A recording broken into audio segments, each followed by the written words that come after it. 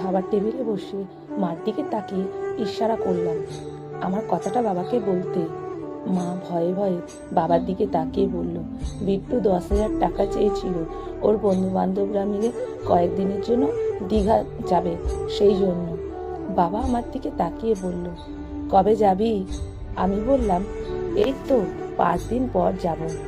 তখন বাবা নিচের দিকে তাকিয়ে খেতে খেতে বলল, ঠিক আছে, তাহলে এক কাজ কর, 3 দিন দোকানে একটু সময় দে, আমি 3 দিনের জন্য একটু বেরোবো, এক জায়গায় যাব, এসে তোকে টাকাটা আমি দেব।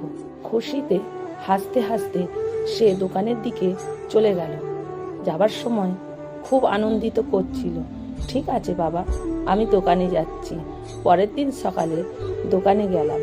দোকানে গিয়ে আমাদের ছোটোখাটো একটা কাপড়ের দোকান আছে।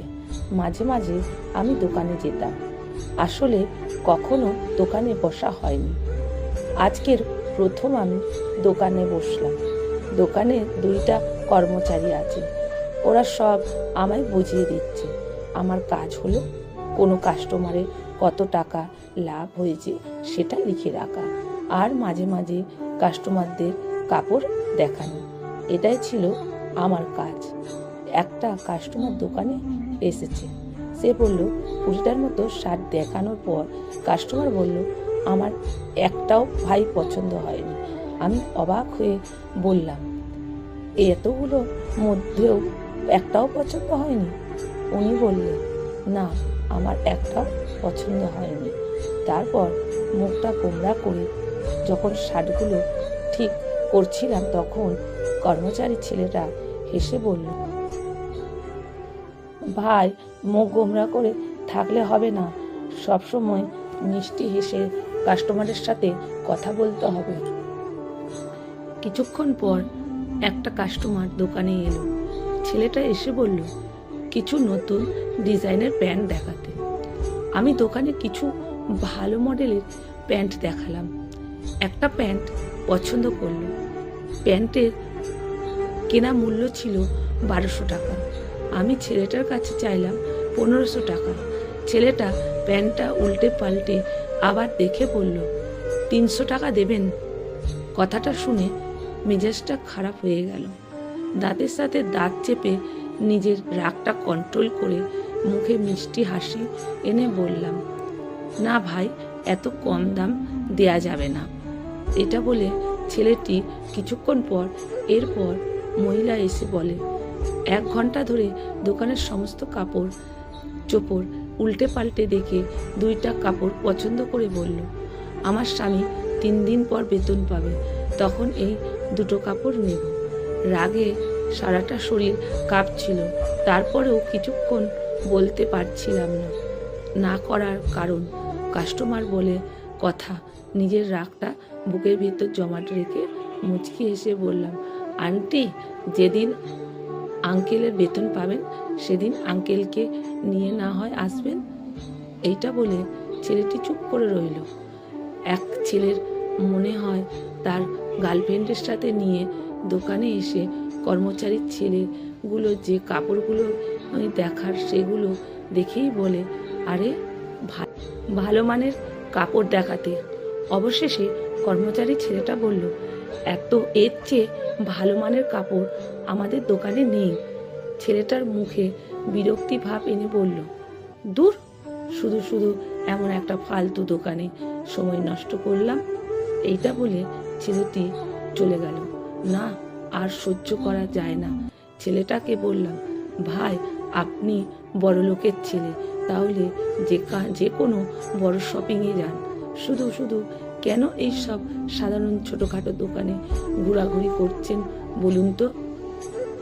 সেইটা বলে আমাদের যখন কথা কাটাকাটি হচ্ছিল তখন কর্মচারী ছেলেটা ওই ছেলের কাছে মাপ চেয়ে আমাকে বলল, ভাই, এমন করলে তো ব্যবসা হবে না। প্রতিদিন কত মানুষ কত রকমের কথা শুনতে হবে। তুমি আজ প্রথম এসেছ, তাই কিছু জানো না, তাই এরকম করছো। দিনের শেষ হিসেব করে দেখি সব খরচ বাদ দিয়ে লাভ হয়েছে 820 টাকা মাত্র। তখন আমি 3 দিন দোকানে দেখাশোনা করি। এই 3 দিনে আয় হয় 4,020 টাকা।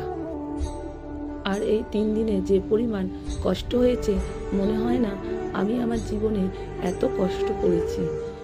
রাতে নিজের রুমে বসে যখন ফোন টিপছি, তখন বাবা এসে বলল, এই নে তোর 10,000 টাকা।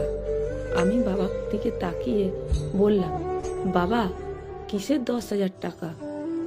বাবা তখন বলল, অবাক হয়ে বলল, আরে তুই না দীঘা যাবি বন্ধুদের সাথে? আমি বাবার চোখের দিকে তাকিয়ে বললাম, বাবা আমি আগের বুঝতাম না টাকার ইনকাম করতে কতটা কষ্ট হয়, তাই তোমার কাছে এত কিছু আবদার করতাম। আমি এই 3 দিনে খুব ভালো করে বুঝতে পেরেছি টাকা ইনকাম করা কতটা কষ্টকর। যে আমি 3 দিন 5,000 টাকা ইনকাম করতে পারলাম না, সেই আমি কিনা 2 দিনের জন্য 10,000 টাকা কিভাবে আবদার করি? এত টাকা খরচ করা আমাদের মতো মধ্যবিত্ত পরিবারের জন্য অপচয় ছাড়া কিছুই না। এইটা বলে ছেলেটি আমার কথা শুনে বাবা কিছুটা রেগে গিয়ে বলল, তোকে এত পণ্ডিতগিরি করতে কে বলেছে? অত পণ্ডিতগিরি করতে হবে না, বন্ধুরা সবাই যাচ্ছে, তুইও যা। সমুদ্রের বিশালতা দেখলে তোর খুব ভালো লাগবে। আমি বাবার হাত ধরে বললাম, বিশালতা দেখতে সমুদ্রে যেতে হয় না, বাবার চোখের দিকে তাকালেই বিশালতাটা দেখা যায়। যে বাবারা হাজার কষ্টের পরেও সন্তানের মুখে হাসি ফোটায়, সেই বাবাদের কাছ থেকে খাবার টেবিলে বসে যখন খাচ্ছি, তখন বাবাকে বললাম, বাবা দোকানে 2 জন কর্মচারী রাখার কোনো দরকার নেই, আজ থেকে আমি দোকানে বসবো। বাবা তখন অবাক হয়ে গেলেন এবং বাবা আমার কথা কোনো উত্তর দিলেন না, শুধু মাকে বলল, তরকারিতে এত ঝাল দিচ্ছ কেন? তুমি তো জানো আমি ঝাল খেতে পারি না। ঝালে চোখ মুখে জল চলে এসেছে। আমি জানি যে তরকারিতে ঝাল হয়নি। বাবা চোখের জল লুকোনোর জন্য মিথ্যে কথাটা মায়ের কাছে বলছে। আসলে বাবারা এইরকমই, কখনোই নিজেদের কষ্টটা আমাদের বুঝতে দেয় না। বাবা মা হলো পৃথিবীর শ্রেষ্ঠ। লেখা সংগৃহীত, পাঠে অনিতা ভট্টাচার্য। ভিডিওটা যদি ভালো লেগে থাকে বন্ধুরা প্রচুর শেয়ার করবেন। আমার ভালোবাসা আর প্রণাম আপনাদের জন্য রইল।